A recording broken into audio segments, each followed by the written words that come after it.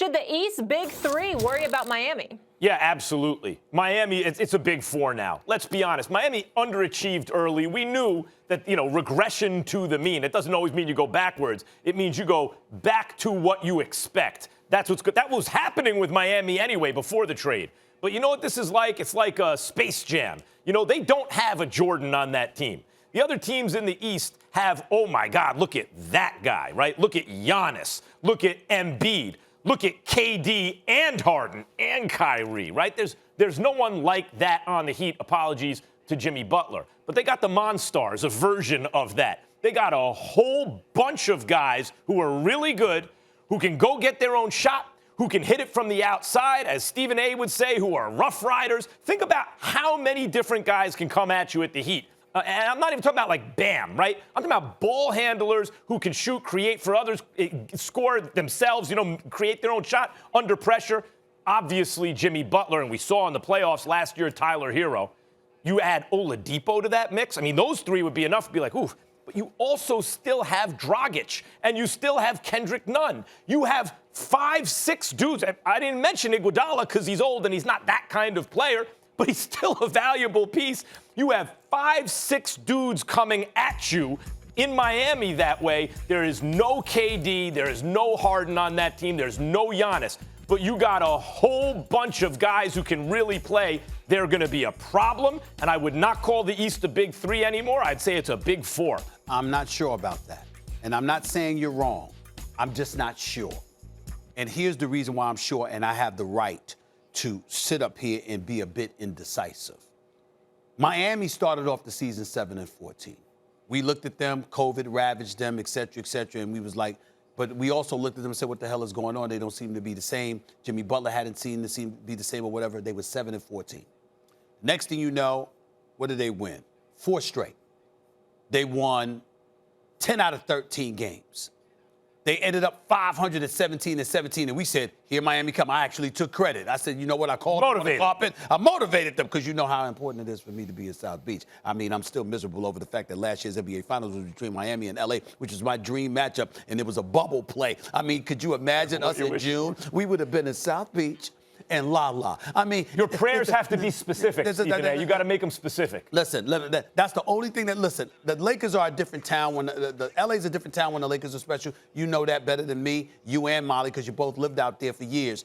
The Clippers can be successful, but there's something different about LA when the Lakers are successful. It's just something different, okay? But the consolation prize could be the Clippers. It still puts us in L.A. at the Staples Center. I'm good with that. And then we talk about Miami. I'd be good with that, too. Here's the problem. Once again, 4 straight. Then they won 10-13. They got to 500. Then after they got to 500, Max, they won 5 straight. Okay? And then they ended up like 22-18 or so, right? They've lost 5 straight. And then we go to Oladipo. And let me tell you what I heard about Oladipo. I personally like Oladipo. I like him. I think he's been through a lot. I think before he got injured, he was really ascending in this game. And I believe in the brother. Okay? And he's averaging 20 points a game this year, albeit on 41% shooting, 33% from three-point range, which isn't that impressive. In Houston, they were 4-16 with him. 4-16. And let's also not forget, you got people in there that didn't mind him being gone.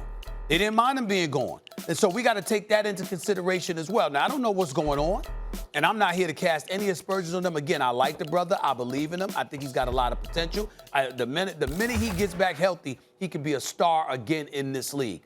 I'm just not figuring out how what I've seen from Oladipo is going to work this year in Miami. Well, you got Duncan Robinson. You can take him off the bench. He's a sniper. I didn't even mention Duncan Robinson. Who can shoot the lights out. I'm glad that Miami would have been stupid to give up Tyler Hero. Don't you dare give that brother up. You hold on to Tyler Hero. Him and Duncan Robinson are the future in Miami as far as I'm concerned. Jimmy Butler is now, and I believe in Jimmy Butler. I believe in him. Jimmy Buckets, I believe in him totally, okay? And Bam Adebayo is who he is. I'm just saying I'm not sure what Victor Oladipo does for this team this year. Next year and beyond, if he ended up staying, that would be different. But right now, as presently constructed, I've got my suspicions about Miami this year. He was the with best. Victor Oladipo. Oladipo was the best player, clearly the number one player on a good team in Indiana, right? Yes, absolutely. He was very good in OK. He was ascending. Now, injuries set you back. But this year, it's going to be another ascension, right? Like little by little when you come off an injury or when you miss time. I just think next year and beyond is fine. This year is a question mark. Even if I agree he'd probably be better next year than he is this year, but he's additive to this team. Think about what you just said. Tyler Hero, who showed me something in the playoffs last year, he stepped up. Mm-hmm. He was a great player. Like, he was a good player who turned into a great player. I'm not letting go of Tyler Hero. Tyler Hero's a future star. Duncan Robinson's excellent. Jimmy Butler's excellent. Bam's excellent. You say no problem with those guys. No problem with those guys. Iguodala as a veteran guy who can absolutely do can be on any team. We're up to 5 already, right? So who are we talking about? Dragic? What do you think of Dragic? And now Oladipo? You've got so many guys coming at you. Look, again, none of them are scrubs. All of them can play. I'm not saying anything negative in that regard. What I'm saying is when we look at the Eastern Conference, Brooklyn, Milwaukee, and Philadelphia, I'm looking at Miami and I'm saying, okay, it'll be an interesting series.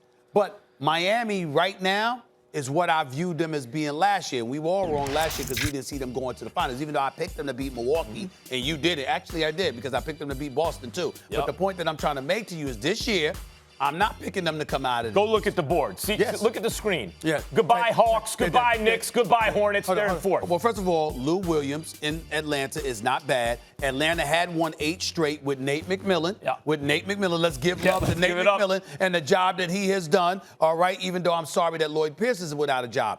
The bottom line is this still elevates Miami to a legitimate top 4, especially the way Boston is looking this year. Still in all, though. I'm just not sure it works this year. If I'm other teams in the East, and we left off the biggest thing, they still have Jimmy Butler. And when the pressure comes on, Jimmy Butler is a dog. I believe and that makes a difference in the playoffs. Thanks for watching ESPN on YouTube. For live streaming sports and premium content, subscribe to ESPN+.